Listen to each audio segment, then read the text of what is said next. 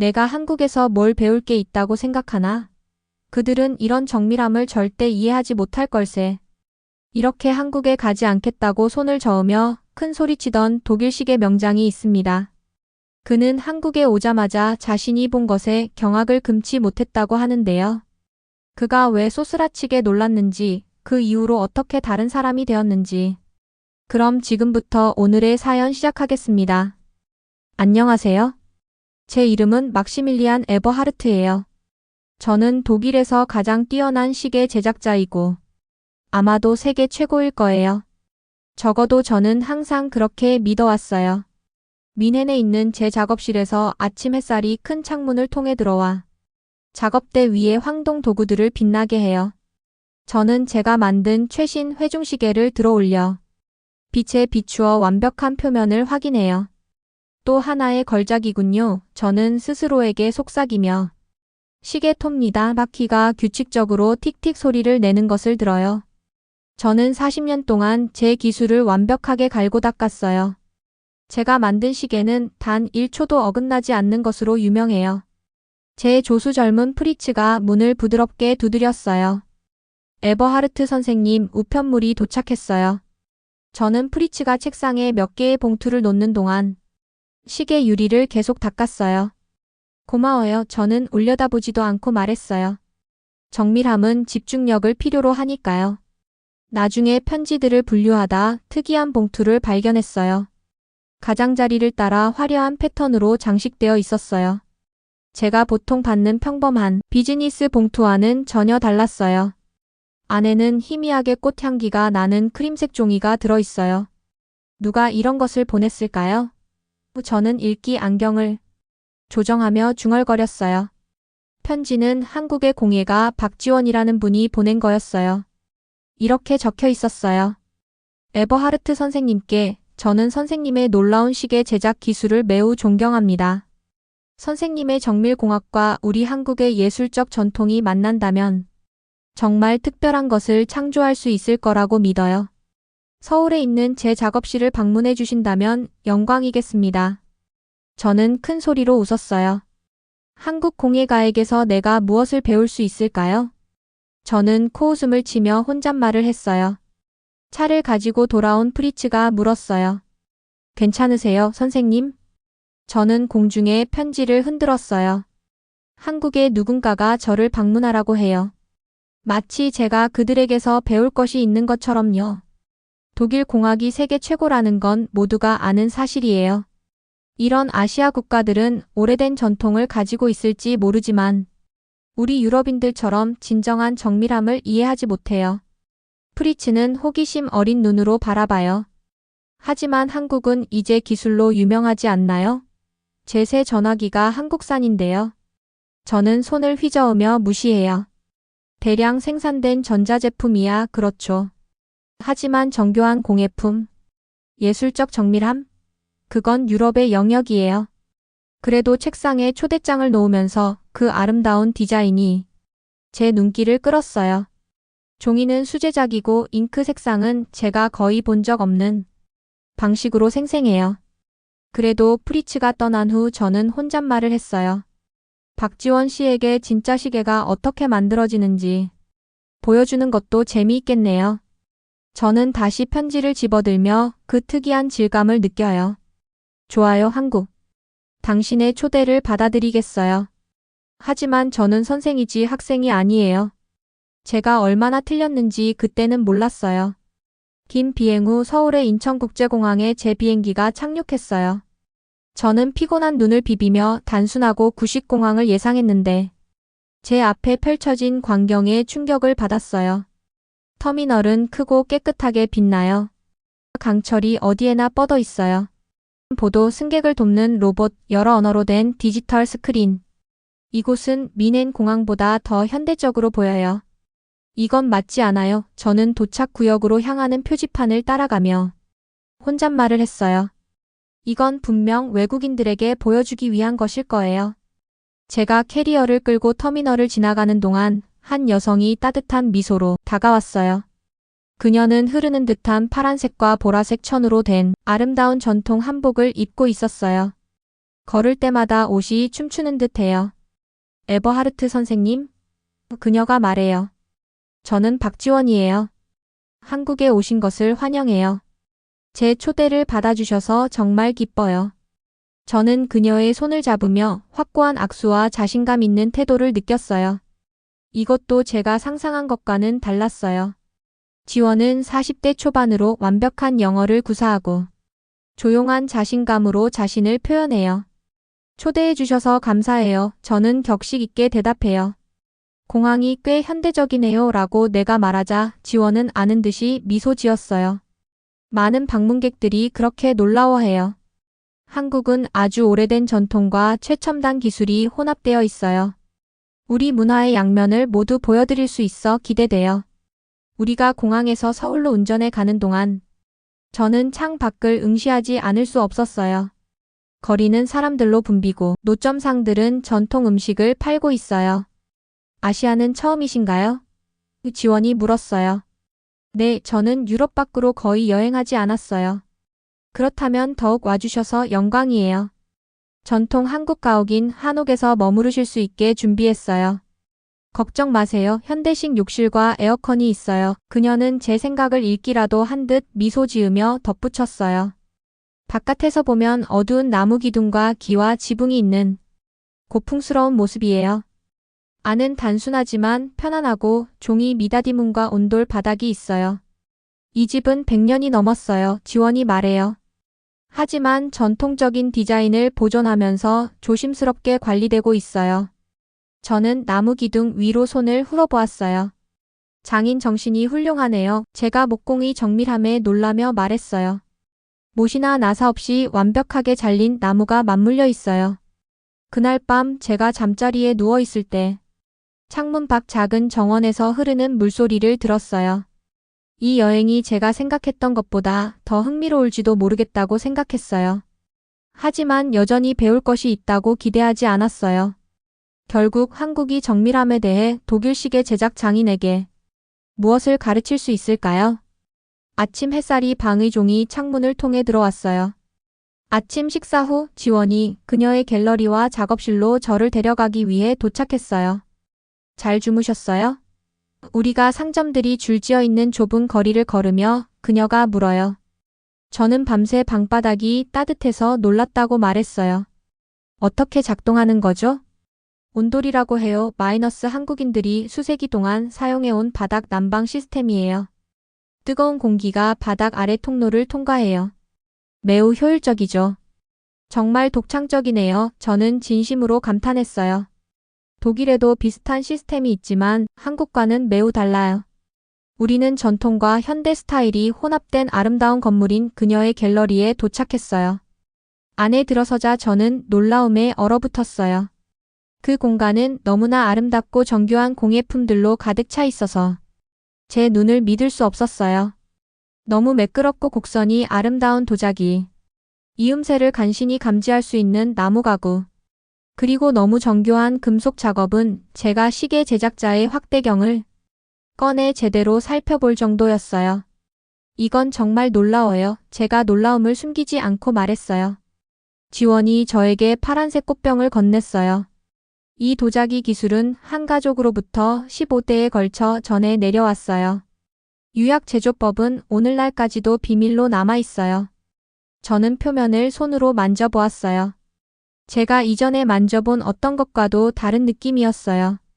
유리처럼 매끄럽지만 어떻게든 따뜻하고 생생해요. 오랜 옛날의 사람들은 현대식 가마와 온도 조절 없이 어떻게 이런 작품을 만들 수 있었을까요? 지원은 도예 장인은 불꽃의 색과 가마의 냄새로 적절한 온도를 알아요 라고 대답했어요. 하루 종일 우리는 여러 작업실을 방문했어요. 한 곳에서는 노인이 못이나 접착제 없이 나무 상자를 만들고 있었어요. 그저 완벽하게 맞는 조각들이 퍼즐처럼 미끄러져 들어가요. 제가 봐도 될까요? 제가 상자를 가리키며 물었어요. 그가 고개를 끄덕이자 저는 자세히 살펴봤어요. 정밀함이 놀랍네요. 제가 말했어요. 이 이음새들은 밀리미터의 일부까지 완벽해요. 이 선생님은 60년 동안 상자를 만들어 오셨어요. 지원이 덧붙였어요. 그는 자신의 손이 어떤 측정 도구보다 나무를 더 잘 안다고 말씀하세요. 그건 불가능해요. 제가 반박했어요. 사람의 손은 정밀기기보다 더 정확할 수 없어요. 노장인이 미소 지으며 한국어로 뭔가를 말했어요. 그는 이렇게 말씀하세요. 지원이 번역했어요. 기기는 있는 것을 측정하고 손은 있어야 할 것을 느낄 수 있어요. 제가 무슨 뜻인지 이해하지 못했지만 그가 일하는 것을 지켜보며 그의 차분한 집중, 부드럽지만 확실한 움직임. 제가 놓치고 있는 무언가가 있을지도 모른다고 생각하기 시작했어요. 독일에서는 제가 천천히 말했어요. 정밀함은 정확한 측정과 과학적 방법에서 나온다고 믿어요. 그것들도 중요하죠. 지원이 동의해요. 하지만 우리에게 정밀함은 또한 재료와의 조화, 그 본질을 이해하는 것에서도 나와요. 살아있는 나무 조각은 강철과 같지 않아요. 그것은 숨을 쉬고 변화해요. 진정한 장인 정신은 그 본성에 맞서 싸우는 것이 아니라 그것과 함께 일하는 거예요. 작업실을 나오면서 저는 제 시계에 대해 새로운 방식으로 생각하기 시작했어요. 제가 재료와 함께 일하기보다는 재료와 싸워온 건 아닐까요? 독일 엔지니어에게는 이상한 생각이었어요. 오늘 지원은 저를 서울 외곽의 작은 마을로 데려갔어요. 이곳에서는 수백 년 전과 똑같이 전통 공예가 이루어지고 있어요. 이 마을은 특별해요. 우리가 오래된 집들 사이에 조용한 길을 걸으며 지원이 말했어요. 한국 정부는 이런 전통을 지키는 장인들을 지원함으로써 이 전통들을 보존하는 데 도움을 주고 있어요. 우리는 노인이 보석함을 위한 정교하는 상감 작업을 하고 있는 작은 작업실에 들어갔어요. 그의 손은 안정적으로 움직이며 나무에 새겨진 홈에 작은 은선을 넣고 있어요. 저는 매료되어 지켜봤어요. 더 가까이 볼 수 있을까요? 저는 주머니에서 확대경을 꺼내며 물었어요. 장인은 고개를 끄덕였어요. 확대경을 통해 보니 제가 본 것에 놀랐어요. 모든 선은 완벽하게 직선이고 모든 패턴은 정확히 대칭이며 각 상감의 깊이는 정확히 같아요. 모두 손으로 만들어진 것이고 제가 의존하는 측정 도구 없이요. 어떻게 이렇게 만들 수 있나요? 저는 간단히 물어봤어요. 지원이 제 질문을 번역해드렸어요. 노인이 미소 지으며 자신의 눈, 그리고 가슴, 마지막으로 손을 가리켰어요. 그는 진정한 정밀함은 눈, 마음, 손이 하나로 함께 일할 때 온다고 말씀하세요. 지원이 설명해줬어요. 60년의 연습 끝에 그의 몸은 측정할 필요 없이 올바른 치수를 알고 있어요. 저는 고개를 저었지만 제 눈앞의 증거를 부정할 수 없었어요. 이 사람의 작업은 제가 모든 비싼 도구로 만들 수 있는 것만큼 정밀해요. 나중에 우리는 전통 한국 시간 측정 장치를 복원하는 작업실을 방문했어요. 이것들은 제 기계식 시계와 달라요. 대신 그들은 물, 불, 그리고 다른 요소들을 사용해 시간을 표시해요. 이 물시계는 300년 이상 정확한 시간을 지켜왔어요. 지원이 물이 한 용기에서 다른 용기로 떨어지는 아름다운 조각된 나무 구조물을 보여주며 말했어요. 저는 제 시계와 비교해봤어요. 놀랍게도 몇 초밖에 차이가 나지 않았어요. 하지만 어떻게 온도 변화에 맞게 조정하나요? 제가 물었어요. 물은 따뜻할 때 빨리 흐르고 차가울 때는 천천히 흘러요. 여기를 보세요. 지원이 특별한 챔버를 가리켰어요. 이것은 공기 압력과 온도에 따라 자동으로 보상하는 장치예요. 수세기 전에 설계된 자연 온도 조절 장치예요. 서울로 돌아가는 길에 저는 조용히 제가 본 모든 것에 대해 생각해요. 매우 조용하시네요. 에버하르트 선생님. 지원이 조심스럽게 저를 보며 물었어요. 오늘 방문이 마음에 들지 않으셨나요? 반대예요. 저는 천천히 대답했어요. 제가 얼마나 잘못되었는지 이해하려고 노력 중이에요. 이 장인들은 제가 항상 필수적이라고 생각했던 도구 없이도 믿을 수 없을 만큼 정밀한 작업을 만들어냈어요. 지원이 미소 지어요. 길은 다른 것처럼 보이지만 목적지는 같은 곳일 수 있어요. 그날 밤 저는 몇 시간 동안 잠을 이루지 못했어요. 독일의 우월함에 대한 제 확신이 무너지고 있었고 그것은 두렵기도 하고 흥미롭기도 했어요. 오늘은 특별한 날이에요. 제가 한국에 온 지 닷새째 되는 날이에요. 차를 타고 시골로 가는 동안 지원이 말했어요. 우리는 매우 소수의 사람들만 만나볼 수 있는 분을 방문할 거예요. 1시간 운전 후 우리는 소나무로 둘러싸인 한적한 전통 가옥에 도착했어요. 긴 흰 수염을 가진 노인이 문에서 우리를 기다리고 있었어요. 이분은 김 선생님이세요. 지원이 우리를 소개했어요. 한국의 마지막 전통 시간 측정 장인 중 한 분이세요. 김 선생님은 약간 고개를 숙여 인사하고 저도 같이 허리를 숙여 인사해요. 제가 머무는 동안 배운 것이죠. 그는 영어를 하지 않지만 그의 눈은 날카롭고 친절해요. 그는 우리를 그의 집 뒤에 있는 작은 작업실로 안내해요. 그가 문을 열자 저는 소리 내어 숨을 들이켰어요. 안에는 제가 본 적 없는 시계가 있었어요. 이게 뭐죠? 저는 거의 속삭이듯 물었어요. 다음 3시간 동안 김 선생님은 그가 어떻게 시계를 만드는지 보여줬어요. 특별히 처리된 나무의 자연적인 팽창과 수축을 통해 정밀함을 얻는다는 것을 깨달았어요. 이것은 자연을 극복하려고 하기보다는 자연과 함께 일하는 공학이네요. 저는 혼자서 중얼거리듯 말했어요. 김 선생님이 길게 말씀하시고 지원이 번역해줬어요. 그는 한국 철학에서 시간은 절대적인 정밀함으로 정복하거나 통제할 대상이 아니라고 말씀하셨어요.